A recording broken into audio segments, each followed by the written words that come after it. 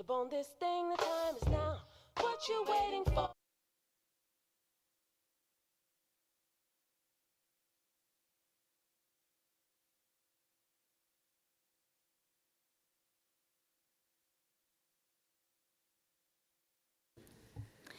Welcome back. Welcome back to everyone here in the room, as well as those joining us online. As this is our last session today, and before the time slips away, and it will all too quickly, we want to thank all those who made this possible for us to be here together for these past few days. So a big thank you to Lisa, her team in events, to Jane and her team at Proof of the Pudding, Brandon's team on production, Ramiro's team in finance, Deanna's team in communication, Soya and Rennie, I saw you running around, all the interns and volunteers, colleagues from the Democracy Program, including Avery and Beth, all of the Human Rights Program team, whether moderating a panel, facilitating a discussion, or interviewing defenders. A particular thanks to Jason and Lauren. And the woman who worked tirelessly behind the scenes to make this all come together so beautifully, the Human Rights Program Assistant, Faiza Badmus Basari. Thank you, Faiza. Would you stand up, Faiza?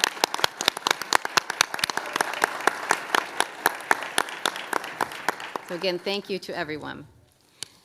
To start the session, Karen's going to give a brief recap of our previous session. Recaps. Oops. And this is quick because President Carter, we took your instructions very seriously that we should get down to business. Good. Okay. So we said very practical, and I'll just do it really quickly. Raja from Syria talked about the dream of the Syrian people for freedom and democracy in Syria that led to the protests, which then led to the conflict. What she's asking for is help to ensure that women are in the peace process, not just at the peace table, but in the Constitution. So we promised to get her together with our Syria colleagues who work on Syria to talk about how that might be possible. Ilham spoke about Iraq and the very dire situation there. About women also wanting to be a part of the solution in Iraq. And I mentioned that the Women, Peace and Security Act is now law in the United States, and President Carter actually was active in getting that law passed with the Congress, and that we should push the U.S. Congress to implement the Women, Peace and Security Act in Iraq. We had discussions from several people about movements, especially youth, that are rising up everywhere. They don't fit in the box of the NGO or the human rights organization, but these, one speaker said, these movements are popping up like after a drought and there's a rain. Halidou said, after the rain, these mushrooms pop up everywhere. These youth are popping up to lead these movements, and we have to figure out how to support these movements in new ways. Marianne actually gave us some very practical advice about how to support movements by listening, by accepting risk. One problem is financing can be very complicated, and so for movements, financing a movement can be very difficult with all the laws and the auditing requirements. So this is something we have to learn to deal with, but not to abandon. We also talked about the importance of that sovereignty is sometimes an excuse for violating human rights. We've got to figure out how to protect human rights defenders inside their country, but also outside their country. We talked about human rights education, that telling people, explaining people about their human rights, helping them learn will empower them to claim their human rights. Hajara Telly told us we must pray to God to give us strength. We agreed that we pray for strength and then we act together. Claudia from Guatemala talked about the importance of the UN and the various systems that we have to strengthen. And President Carter, I reminded the group that we worked a lot in the 1990s on strengthening the UN human rights system, and we'll have to do more. And our guest from the UN helped us think that through. I just didn't want to give up the chance to tell about Ramesh's report from India, that there's a foot march underway that started already, and it's going to be going through India for 3 months, and eventually, in October of next year, we'll reach Geneva. So for a year, there will be a foot march. This is one of those movements we've been talking about, calling for land rights in India. He'd like us to help and to help amplify the call for a decade of peace, where we could really mobilize around the ideas of peace. So one of the questions raised to us from our partner in Nigeria was that Muslims feel increasingly threatened by smear campaigns, and she pointed out that criminals are criminals no matter their religion. So when a person commits a criminal act, they should be considered a criminal, not a religious criminal. And I told her about our good work, the good work the Carter Center has done on Islamophobia, and that we should do more on this. I know I missed some, and there's plenty to talk about, but you'll get the full report of that discussion. But I just want you to see that it was very practical, and we're going to continue in that vein here in this final session to bring very practical suggestions forward. Thank you, Karen. Yes, before we continue the discussion with the defenders, President Carter, I will read the statement being issued from this year's forum. The Carter Center calls for global solidarity with activists facing increasingly violent retribution for their work to advance human rights and peace worldwide. The 12th meeting of Human Rights Defenders Forum took place October 12th through the 15th and brought together activists from 28 countries. There was a special focus on attacks against female human rights defenders and peacemakers who face even more severe violence than their male counterparts. According to the United Nations Special Rapporteur on Human Rights Defenders, threats and attacks against activists have increased in recent years, with 431 documented killings in 2017 and 2018. Activists have reported that attacks against them and their colleagues continue unabated because the perpetrators are rarely held accountable. Former President Jimmy Carter has a message for those activists taking great risks. I want every human rights defender and peacemaker to know that their work is essential to overcoming the present crises vexing our world, he said. We must combine all our efforts to offer meaningful solidarity to those on the front lines of the struggle for human rights, climate justice, and peace. Forum participants call on local and national governments and international organizations to increase efforts to protect activists who are threatened and attacked. So, offer activists political, moral, and physical support in times of crisis. Create robust programs to support women activists. Stop impunity for violators. Hold accountable those who attack human rights and peace activists. Also, increase meaningful long-term support for their work. Activists report that the difficult work of movements and civil society organizations is hampered by drastic funding cuts by previously reliable sources. In addition to issuing strong statements about human rights abuses, governments should also provide needed resources and other support. Philanthropic foundations should increase flexible long-term support. The Carter Center's Human Rights Program has created a web-based platform to facilitate ongoing discussions and community building for human rights defenders and peace builders. You can join us there at forum.cartercenter.org, and we hope to see you there soon. Thanks.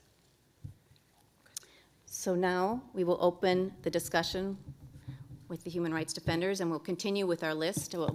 Please feel free to put your placards up, but we will continue with the list. So I have Jimena.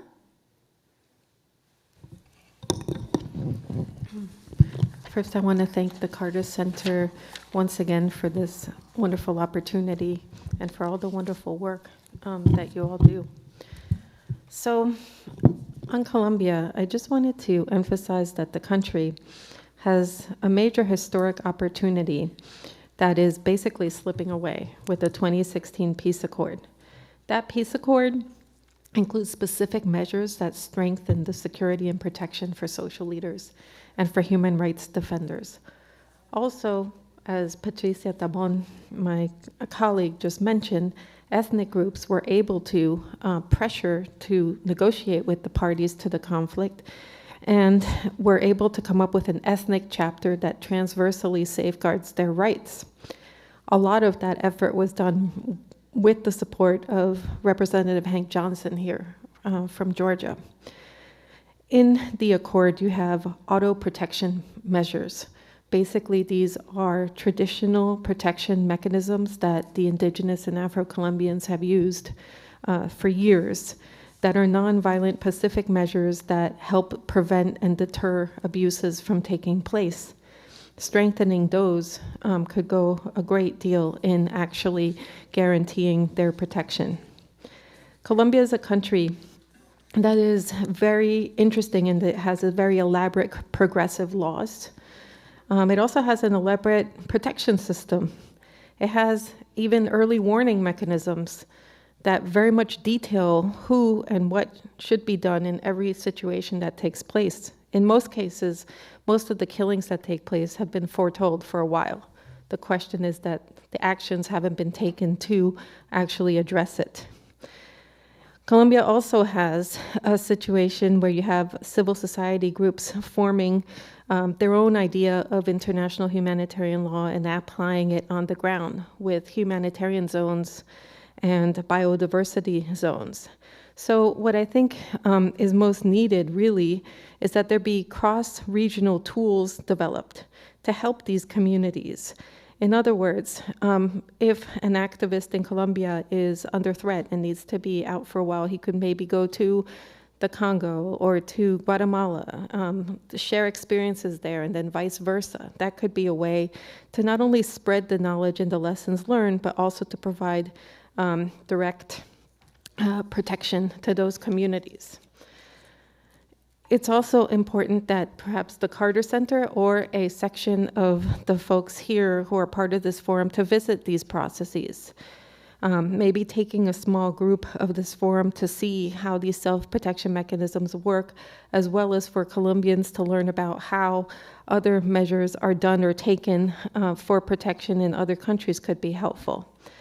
And then lastly, it's important that even in a moment where there has been, as many mentioned, sort of a breakdown of the consensus of governments seeing human rights as part of their responsibilities and societal questioning of human rights, that at least us, the U.S. civil society, continue to work together to bring the message to the U.S. Congress about the need to sustain pressure, attention on human rights and on human rights defenders. And by that, I think we can, in addition to the visit this week, perhaps talk about having a small forum in the Capitol where we would have the members of Congress who are very much in favor of human rights speak about the importance of human rights defenders and bring some of the human rights defenders there. Thank you. Thank you, Jimena. Halima, would you like to speak?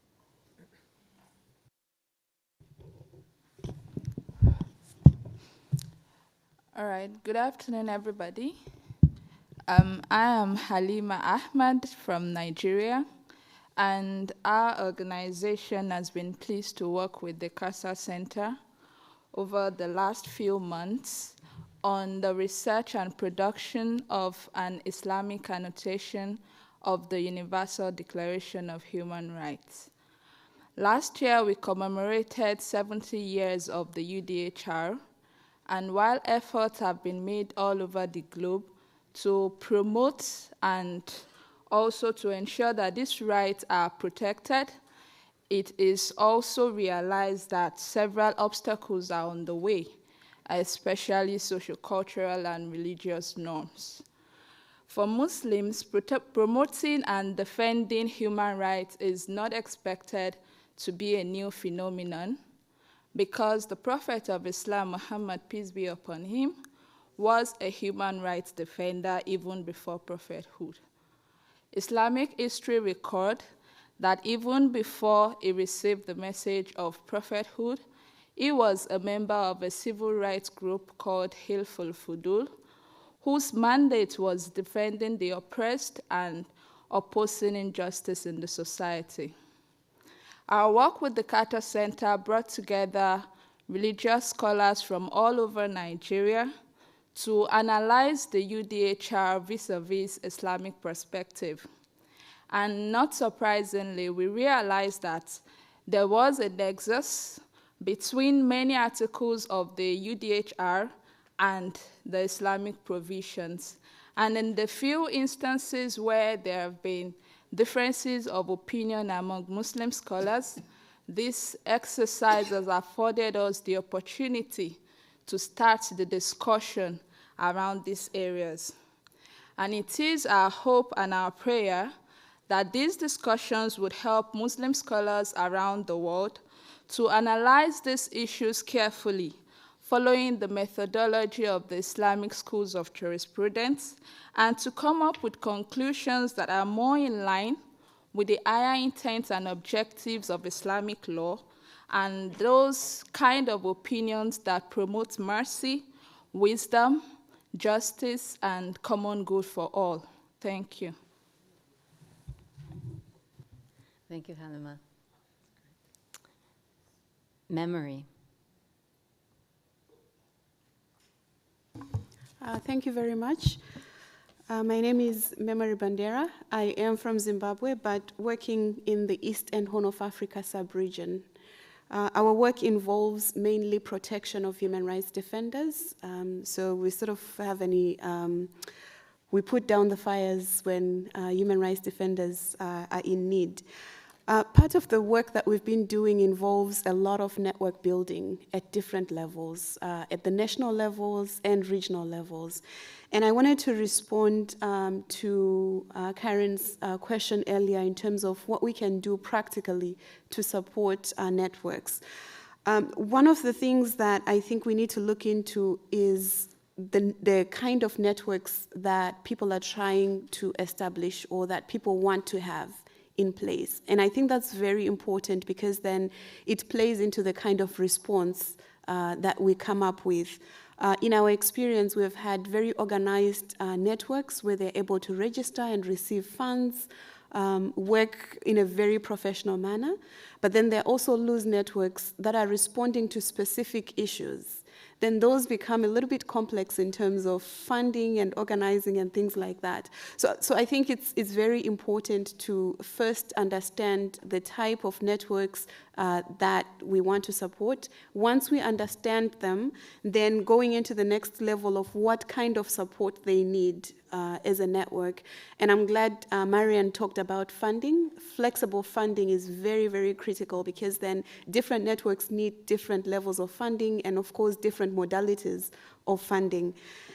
The other thing is also in terms of solidarity, supporting networks just by developing strategies together. That's very important. So at times people might have a good idea, but they might not have the right strategies in place. So if there are people who have worked on similar issues, then they can come in and share best practices and develop appropriate strategies for the issues that they're trying to address.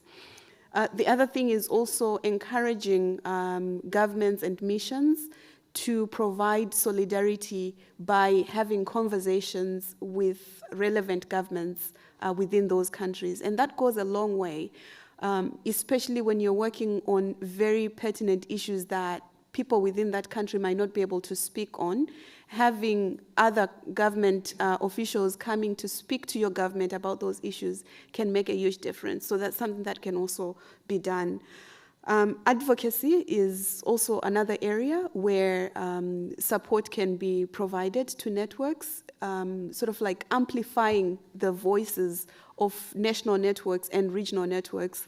It does go a long way. I'll give one example. Tanzania has always been considered as very friendly when it comes to human rights until the most recent years. And nobody really knew what was happening in Tanzania until we released a policy brief, and we took that to the UN last year. And the impact of that was that we had other partners on board that were able to support us. And one of the immediate impact was that the Minister of Justice immediately came up and responded to that. But it also triggered debate in the parliament in Tanzania. So it meant that the issue that we raised in Geneva had a trickle impact at the national level, and they're able to actually discuss issues of human rights within their country. So it's very important to be able to also provide some advocacy where appropriate for national networks.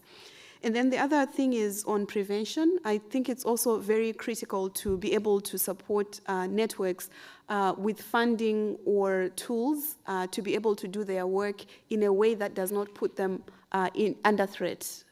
And we've seen that networks that sort of put protocols in place are able to do their work more effectively.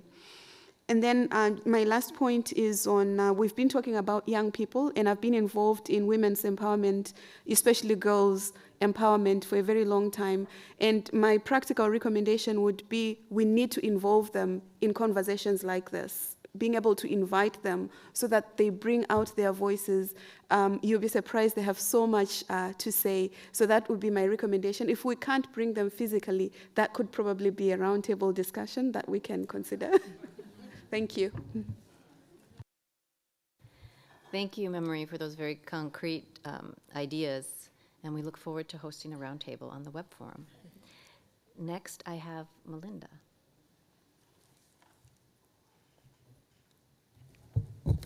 Hello. I started my career here as an intern in the Human Rights Program, and that was an unbelievable privilege for me, a working class girl from rural Maine, and now I'm doubly honored to be back as a participant in this forum. After and because of my work here with you and with KARIN, I joined the International Civil Society Action Network, ICANN, to develop what I believe is a profound mechanism of solidarity, the Women's Alliance for Security Leadership, or WASL. ICANN, on behalf of the more than 60 WASL member organizations from 35 plus countries, several who sit with you here today and have spoken, would like to thank you, President Carter, for supporting us women peace builders whose work can be isolating and dangerous and exhausting, but is also inspiring and visionary and critical, as you well know, to achieving global peace and security and all human rights for all. So we would like to ask you to join the campaign we are developing to mobilize others to stand with women peace builders, launching next year in 2020 on the anniversary of the 20th anniversary of UN Security Council Resolution 1325, which is a call for action to ensure legal recognition, security, protection, and care, sustainable financing for their work, and public awareness of who women peace builders are and what they do. Thank you. Thank you, Melinda. Raymond. Hello, good afternoon. As mentioned earlier, we have seen the rise of many youth-led movements around the world. And these young protesters are speaking out and standing up, not just on the issue of environment crisis, but also, as presented in our reports, also on land rights, on democracy. And these young activists should be supported. And one consistent in their actions is most of them, all of them, are using internet tools, new media tools, not just for communication, but also in organizing and mobilizing these campaigns. So one concrete way we can support youth-led movements is to ensure that these tools, these internet tools, remain accessible, safe, and truly empowering. Because as we have seen, the internet can launch so many great initiatives like the hashtag #MeToo campaign and other apps protecting and giving safe spaces for women. But at the same time, the internet also unleashed so many terrible crimes against women, violating our privacy and leading to defamation crimes against individuals. So there are several ways we can address this. One way is to ensure that more governments are pushing legislation not for cybercrime, but more laws on internet rights and access to information. Second is we need to engage tech companies, and many of them are here in the US, to ensure that their platforms are not used to spread fake news, hate speech, and privacy violations. And in many cases, we have seen how civil society are pressuring tech companies to develop their platforms. And in some cases, they are responding, but very slowly and inadequately. And during those slow times, many people were killed because of hate speech. So we need to pressure these tech companies that their platforms are being used to commit crimes. And another thing is we need to share the narratives and stories of young people, help them in translating their work and campaigns in our respective communities. And the last is to provide a space so that we can listen to these young people and also to connect them to civil society groups, especially in communities where there is no natural link between the young activists and other human rights defenders in our respective countries. Perfect. Thank you, Raymond. Next, I have Victoria, but before Victoria speaks, I do have names on my list from the last session that were carryovers, but I don't see your placards up anymore, so I'm taking that as a sign you don't want to speak. If I am wrong, please put your placard up again. All right, Victoria, please, the floor is yours. Thank you, the President. My name is Victoria Ihensolo from Nigeria. I am the National Chairperson of Women Wing of Christian Association of Nigeria under the CAN, that is Christian Association of Nigeria. I want to thank you for this opportunity given to us to meet with you. When we arrived on Saturday, we were here at the center and we went round where I saw that you were a Sunday school teacher. You taught at Plain. And I want to say that being a Sunday school teacher, God has a way of rewarding one. I pray that God will continue to strengthen you, guide you, and be with you in Jesus' name. Having said that, I want to say that how will you work more with the religious leaders? Looking at it that we need to bring more of them in, the religious leaders and the faith-based organization. There is need, because what we are talking about here is how to get peace. That is, there should be peace in the whole world. If there's peace, there will be no violence. These people, they preach about peace, and they have a lot of followers. And by the time we bring them more in, you discover that this, what we are discussing here, will be totally reduced. And I am using this forum, sir, to say that we should bring more of religious leaders and faith-based organizations in. Thank you. Thank you, Victoria. Next, I have Carol. Thank you very much, and good afternoon, everyone. And good afternoon, President Carter. I also have to confess that the Carter Center, I had my second job here, so it feels like a reunion to be back. I worked in Jamaica with the Access to Information Program on Jamaica's Access to Information Act for 2 years, so I'm also returning as a past employee. I'm here, though, today representing the World Resources Institute and the Defending Land and Environmental Defenders Coalition. As you know, about 3 environmental land defenders are killed each week around the world. So that is a huge number of defenders who are at the front line of the environmental movement, who are losing every week. It has caused us to work to try and understand why this is happening, and to think about prevention of attacks, violence, threats, stigmatization, and criminalization of land and environmental defenders. Earlier on in this forum, we heard from one of the colleagues here from Colombia that stigmatization is a first step towards assassination. And that was said at this forum here. So I think it's very important that we try and look at this issue of stigmatization. How does it happen?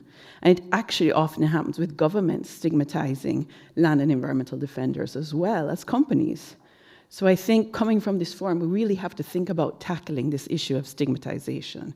How do we call out governments who are stigmatizing environmental and land defenders and recognize that they should be doing the opposite? How do we deal with this issue of criminalization of land and environmental defenders around the world? The UN Rapporteur for Indigenous Persons has indicated that it's mostly Indigenous leaders that are being criminalized.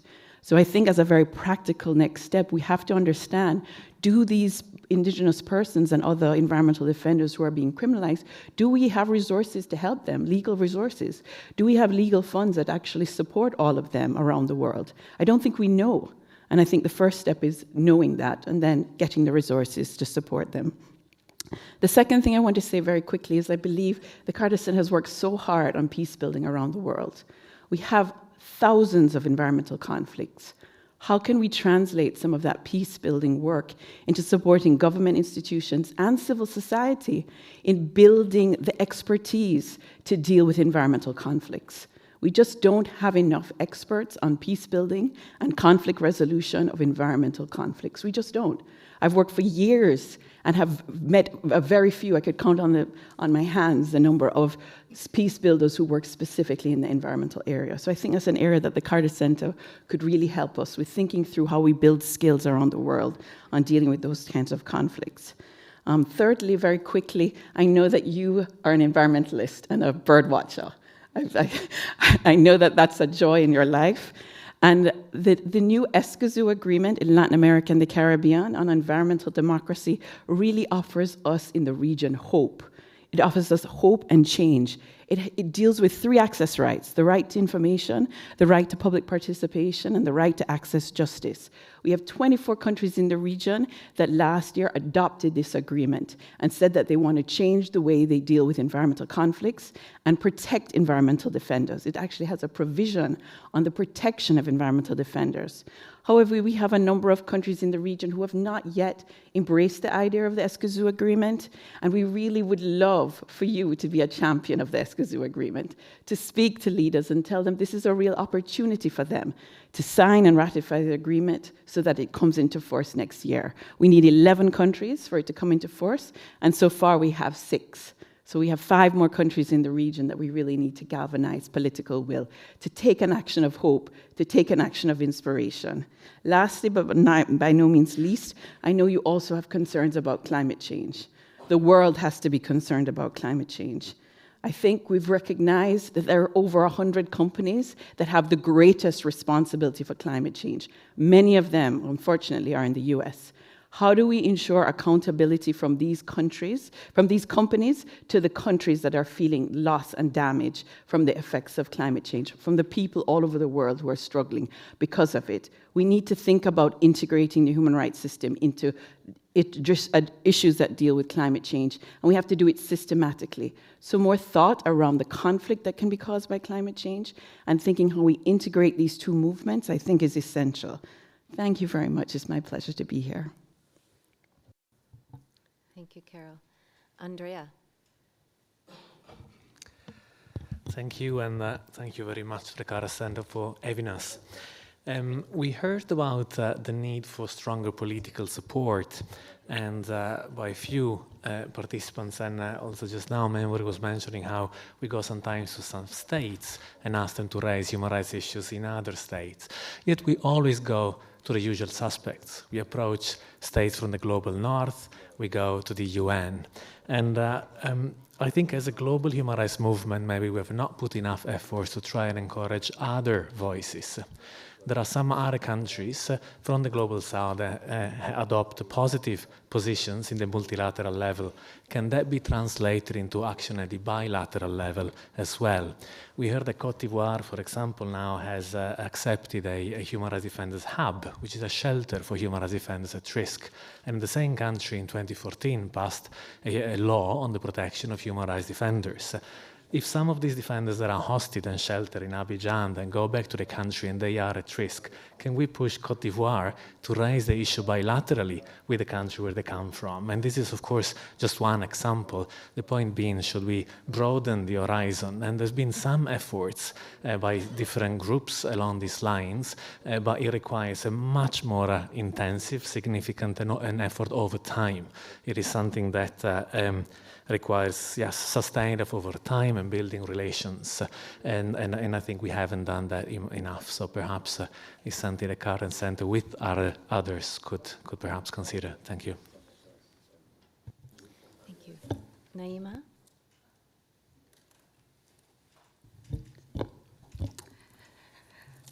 Thank you so much for having us here, President Carter. It's an honor to be in your presence and in the presence of your entire staff here. My name is Naima Dido. I lived here in Atlanta about 5 years ago, and I was here for 10 years working with the refugee and immigrant communities. I ended up moving from Atlanta to Asheville because of my work in activism, mainly focusing on FGC and child marriage, specifically here in Atlanta, and had to move due to the backlash from the community. Earlier this year, actually, I had an opportunity to participate in a religious leaders training with Toastown in Senegal, and had the opportunity to witness movement building and communities themselves coming to the table for peace building and finding women at the table.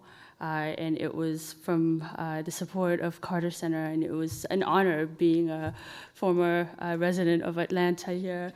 And also, I'm an American, and I'm also a survivor of FGC.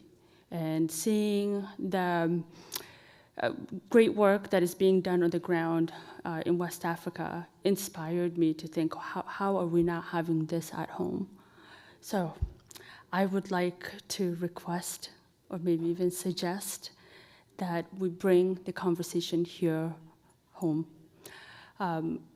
Clarkston, Georgia is not very far from here. It is #1 refugee resettlement space in the US per capita.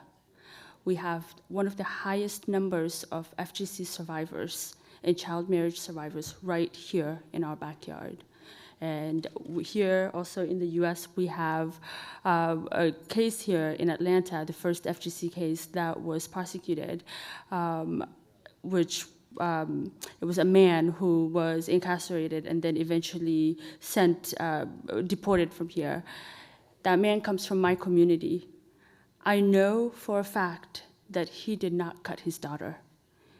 And unfortunately, because the legal system was so hungry for prosecution, they prosecuted the wrong person. We tried to speak up, but because he admitted to it to protect his mother and his wife, nobody heard us. And the perpetrators are still with the children. And Toastown has done a great job to approach communities in a very respectful way on issues that are taboo and very sensitive to discuss. And I've learned a great deal from them, and I'm hungry to see this come home. If there's any way we can bring this home, I'm not even talking about the whole nation, I'm just talking about my backyard here in Atlanta. Let's start here, and that would be a dream come true for me. Thank you. Thank you, Naima, and thank you for sharing your story with us. Wassam. Thank you very much for giving me another opportunity. I want to make sure that I'm not taking anyone else's chance. I've been scanning the room. Great, It's great. your turn. Thank you. It's lovely to see Ms. Carter join us. For this session, I wanted to give practical examples to to really get the wheels turning. And one of the issues that has come up consistently is the issue of corruption. And I think the issue of corruption is across the board, whether it's in developed world or the developing world. And corruption is, as an abstract term, I think it's not enough to understand it in its totality. We need to understand the system that incentivizes corruption.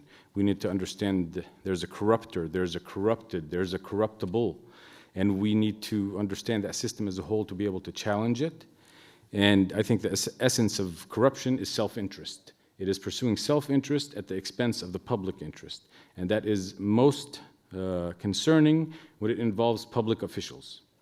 So one practical idea would be to conduct a feasibility study on the possibility of integrating lie detector tests as a prerequisite for running for political office. I know a lot of members of the security service that are here have to take lie detector tests to protect our elected officials. So why isn't it that those that run for office don't have to meet those same standards? And the idea is to ensure that they will pursue public interest and not self-interest. The second idea is to integrate science and human rights by inviting mathematicians, chemists, psychologists, biologists, physicists to come and join our discussion and feed into it. Recently, the Nobel laureates in economics were addressing the issue of poverty. Ask them to put on the hat of a CEO and see what they might come up with.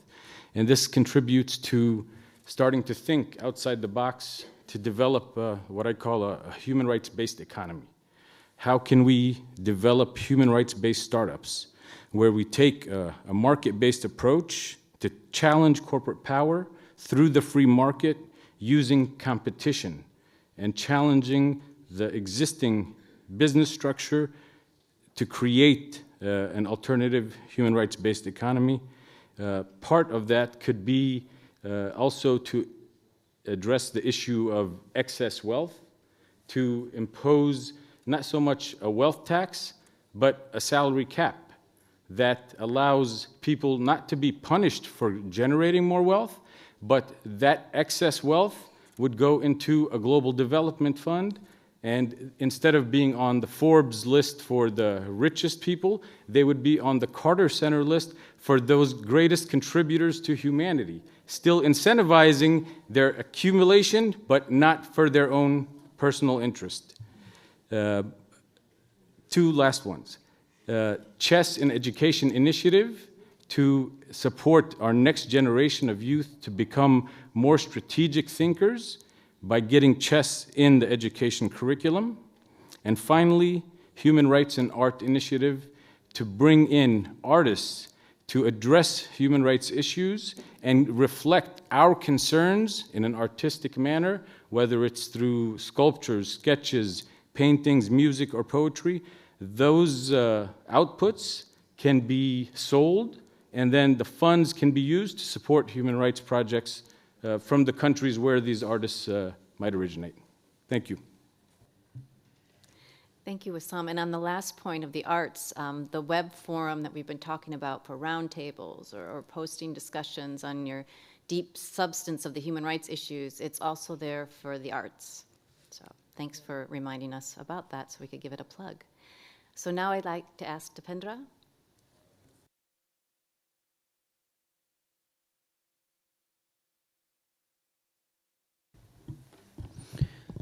Thank you, President, and also thank you for visiting Nepal during election. And I think after election we have two important work still to be done, in my opinion. One is addressing past human rights violation cases of conflict era, so that transitional justice mechanism has not been able to successfully deal with the past era cases. That's one agenda that we see as important. And second is implementation of federalism, that even after election we feel that, we find that the right to devolution of power, decentralization of power has not been happened. So there are two important work still needs to be pushed from your level. I'm a human rights lawyer practicing at court, basically. And we feel like a different kind of social movement we have started in Nepal. And if those, though a small scale of movements, but recognize at this platform or this level of recognition, that will protect those kind of social changes efforts. Like a study I mentioned about one of the small effort that we have started called We Apology Campaign, We Are Sorry Campaign. So this campaign basically we design to accept the privilegedness that we get by being in the upper class, by being in the upper caste, by being male. So recognizing the past injustice for restoring the dignity of those who face discrimination. And this campaign, we faced a lot of heavy attack in Nepal from the powerful status quo, basically for disturbing the existing social order. So if those kind of social movements could be recognized at this level of platform from your level, could sustain, in my opinion, and could be a change agent in our part. So maybe when you visit next time to Nepal, you can think about that. And in our parts, when we say American president, they know only two, Abraham Lincoln and you. So you are very much popular, though, yeah, still people know you as American president. So that's, I think, if there could be some effort for human rights award for social movement, the Carter Award for Human Rights, those kind of effort could be started, in my opinion. Thank you very much. Thank you, Dipendra. Stacy?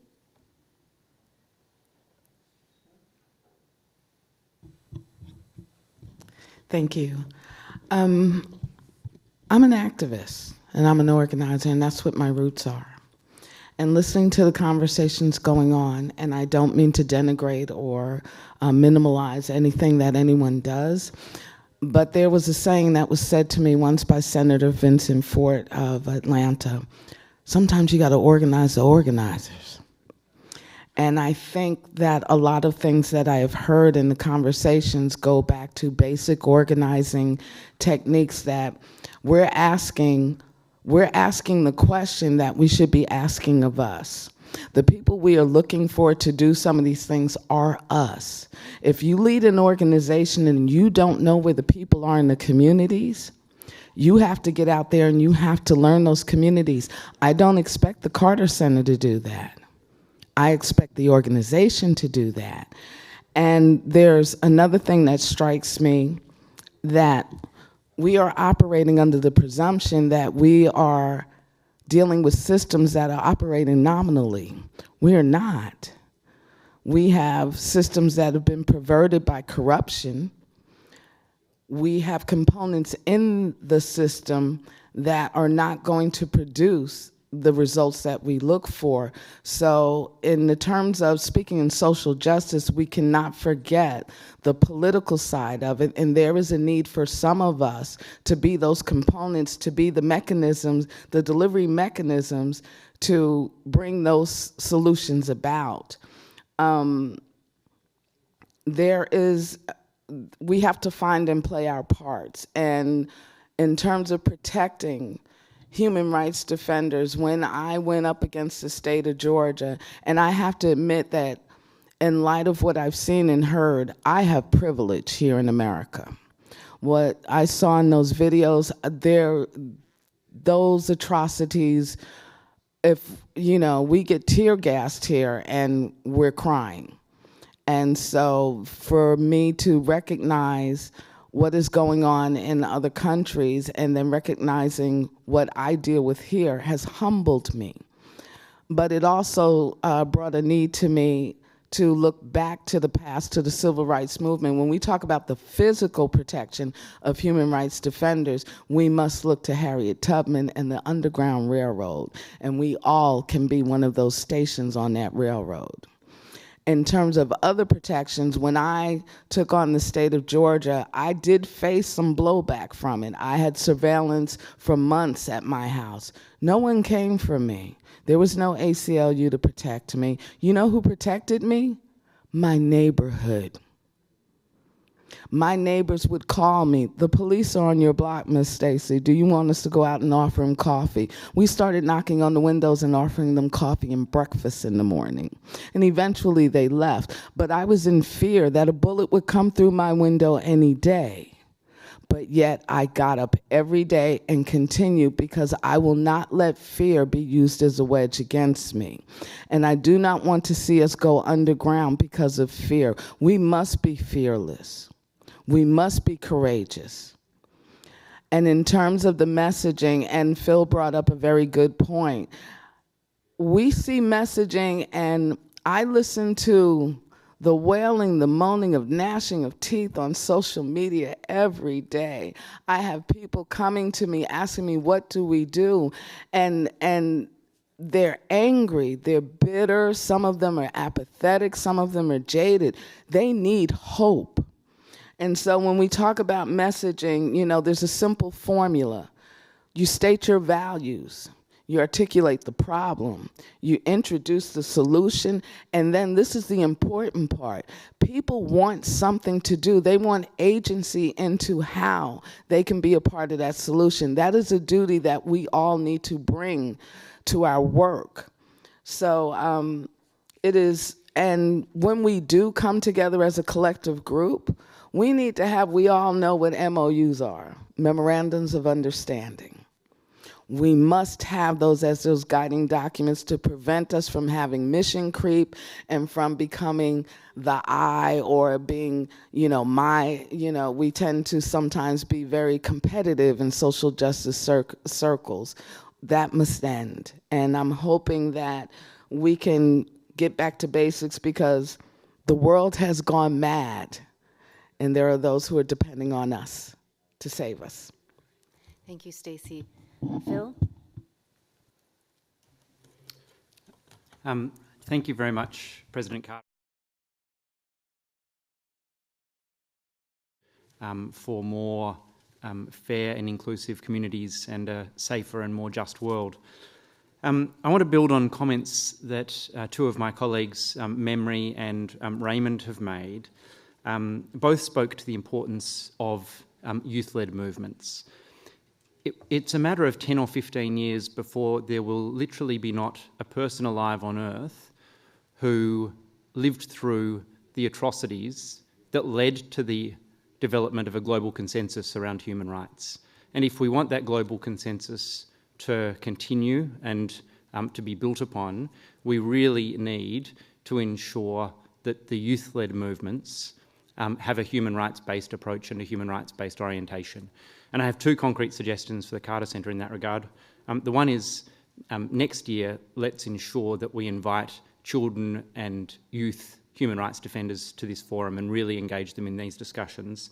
And in the more immediate term, let's send a message of solidarity to those climate justice protesters currently in the US facing stigmatisation and defamation. And let's send a message of solidarity to those brave pro-democracy protesters in Hong Kong, many of whom are children and young people.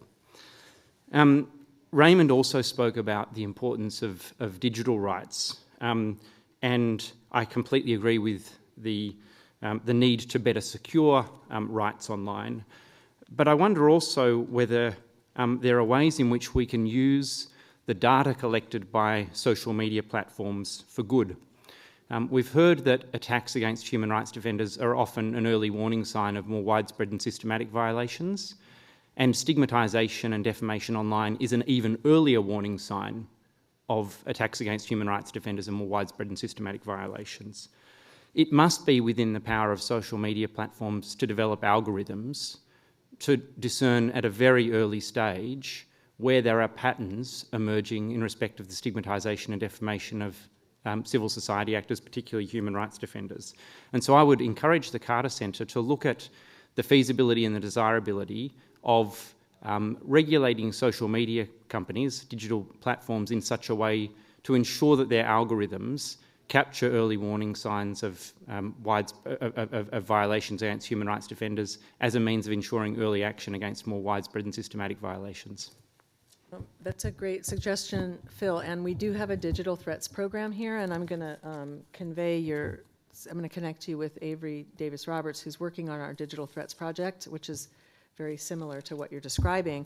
So that's a very good segue. We are now going to, we have a few questions for President Carter. He's agreed to take a few questions. I'm sorry to our speakers, we're now at the time where we need to shift, but this was great because you were all so practical that we've got a very long list of notes that I'm scaring my CEO over there. She's looking at me. I know. So we're going to go ahead and go to the questions, and they're very relevant to what we've been discussing. And Mong Palatino from the Philippines mentioned the youth groups. I want to ask your question about, you said young people all over the world are standing up and speaking out on various issues such as climate crisis, democracy in Hong Kong, and human rights in Indonesia. What advice, President Carter, can you give to these young change advocates and dreamers coming from someone who spent a lifetime building hope and spreading the message of peace in the world? What's your message to them? Well, I've taught school for the last 38 years. Is that right, Steve? 38? Yeah. For the last 38 or 39 years, anyway, at Emory University. So I have plenty of interaction with young people. I find that quite often they're much more idealistic than the average person is. They're much more inquisitive. They are imbued with a sense of being able to accomplish difficult tasks, and they're very eager to get involved in a worthwhile project. So I think all those would be naturally an attraction to the young people to whom you referred. I'd like to ask KARIN if there's a website to which all of this group around this table has access. Funny you should mention that. We have built, with the support of Marianne and Craig and others, a platform called the Forum on Women, Religion, Violence, and Power. Just on women, though. No, it's on we human have men rights. too, you know. Yeah, yes. Yes, but it's based on your book, President Carter. I know. So you get credit for that. And it's not just on women. As you've said, women are key to the solution, so that the platform encompasses all the issues broadly, but there is a robust inclusion of women. That's why it's called that. Well, you know, I don't know how active it is, but I think we ought to have a common place to which we can all refer. I don't know if we ought to defer to the United Nations headquarters to tell us how many people were killed last night who were last 2 years who were human rights activists. I understand that 431 of them were. Do we keep a record of those? Well, we rely on organizations that have the research capacity to collect those numbers, and the Special Rapporteur on Defenders came up with that number.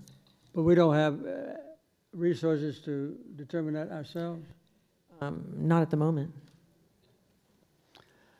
I think we ought to have a way to communicate with each other so that whenever someone is seriously abused or killed in any of our countries, we would just automatically send that to the Carter Center, and we would keep a record of those who are the subject of serious abuse in our countries. And that would have to be oriented by default almost to our own countries, which would take a lot of courage to do it if in reference to our own public officials and not just somebody else's in a foreign country. Also, I don't know if all of you know it, but Melinda Gates is putting in several billions of dollars in the help to women who are abused around the world. And we could also invite her to be part of it so that she could share with us that sort of thing, and maybe some of the money that she's going to have allocated to it.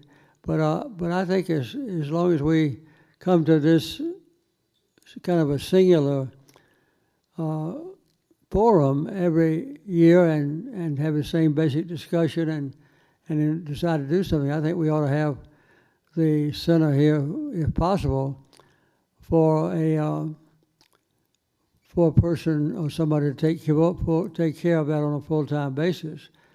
I think this ought to be the center for knowledge for everyone who's interested in human rights violations in any form, to go to the Carter Center and find out where the information needs to come from. I know that would require some extra help, but I think it would be well worth the investment if we don't already do it. Is that possible? Well, yeah, Marianne, what do you think? I think there are some options, yes. Some options.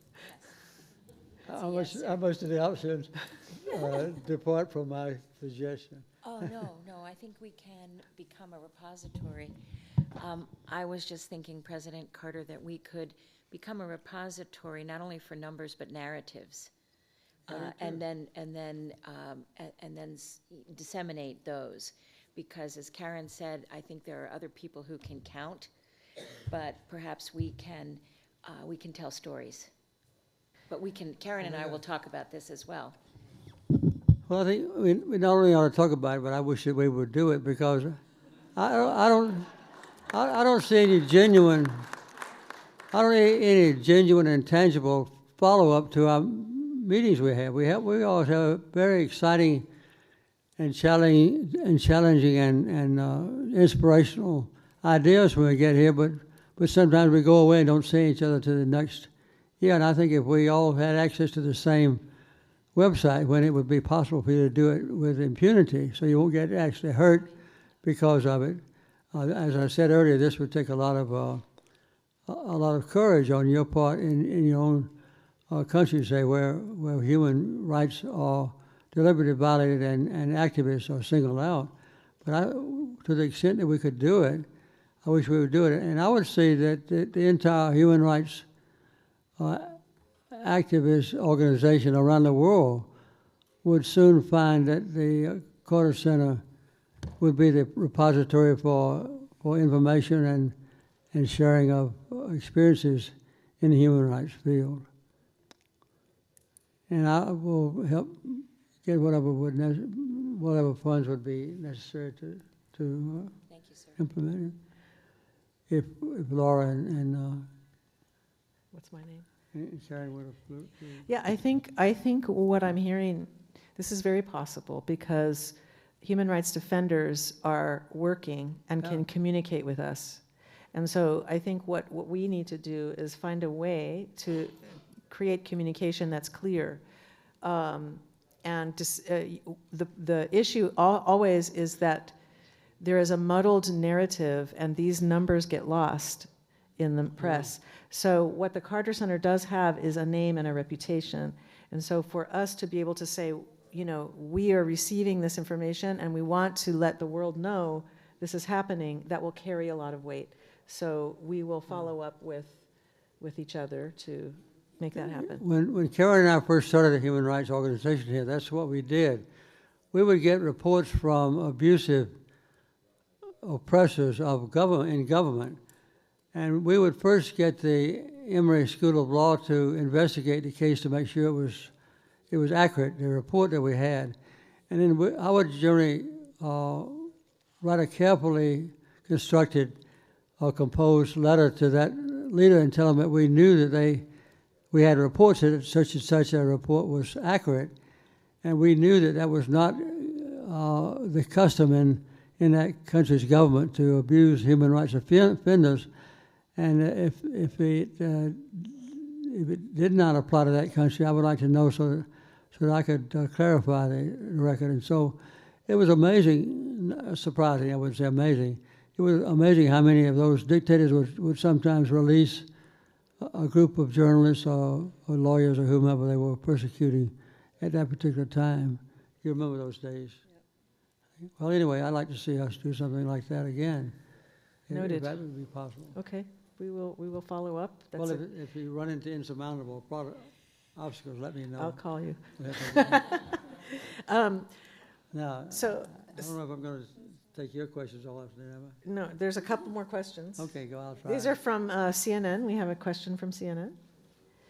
From Lindsay Benson, producer at CNN. Mr. President, pro-democracy demonstrations have been going on for over 4 months in Hong Kong.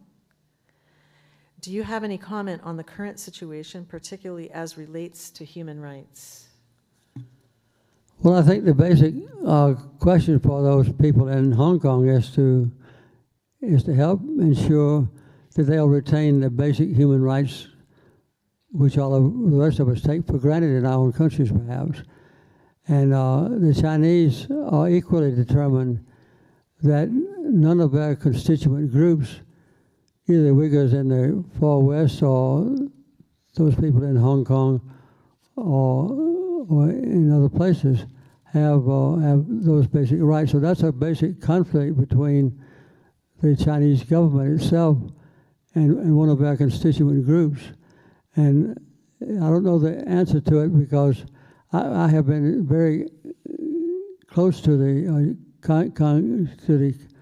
Chinese government, and I used to go over there every year, as a matter of fact, to talk to them about their human rights abuses. And I would make completely unrestrained speeches in the basic universities, or particularly those that train the foreign policy officers for the government. So I had unimpeded access to the minds, at least, of many of the young people back in those days. But I think now that we see what's almost a deadlock between the Hong Kong people who won't have basic human rights and the Chinese who don't see this as conducive to the continuation of our government itself. And I think that this is something that needs to be resolved. I think so far the Chinese government has been remarkably restrained. And I have written to the leader of China, whom I've met several times early on before, once since he's been the head of the state, and others when he was being considered. I met with him 4 times before he became the supreme leader. But I think additional support from us, including me, to Xi Jinping, would perhaps induce him to continue to be reticent as far as the use of force is concerned. I don't know the answer to the question, though. There's a basic discussion between their communist government and all of the constituent groups that comprise China.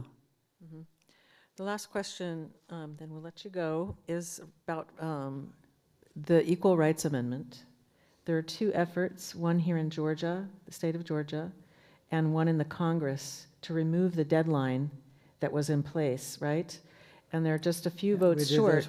We did that when I was president. Right, and we were just a few votes short in the House. I think it's 211 right now, and we need 218 for the House to pass an extension of the deadline so that the process for ratification can continue.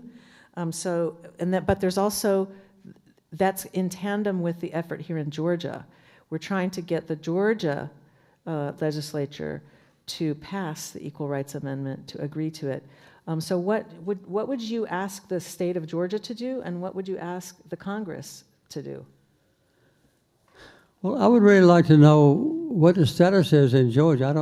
I have not been kept abreast of it, and I'd be glad to get abreast from you and find out what we are facing here, and how many of the members of a state legislature and also a congressional delegation might be susceptible to persuasion, or at least at all flexible on that. And if you do that, then we can get a letter drafted for all of them, and I'd be glad to send it out myself. Excellent. With my wife signing it too. That's right. And in the state of Georgia, there was a tentative effort recently. It's being reintroduced. There is a campaign here in Georgia to pass, so we will send you an update and see if there's any way you can help. I know the last time when it was defeated, the women were the ones that voted against it, and not the men. Yeah. Phyllis Schlafly. Yeah. Phyllis Schlafly. That's the last question, but there was one question that maybe you want to think about a quick answer to, which was, Sure. do you think that your focus on the poor might have had something to do with your defeat in 1980? Do you think that your focus on the poor? Well, that was not a very popular thing back in those days, with Ronald Reagan being my opponent, because he was one who publicly and habitually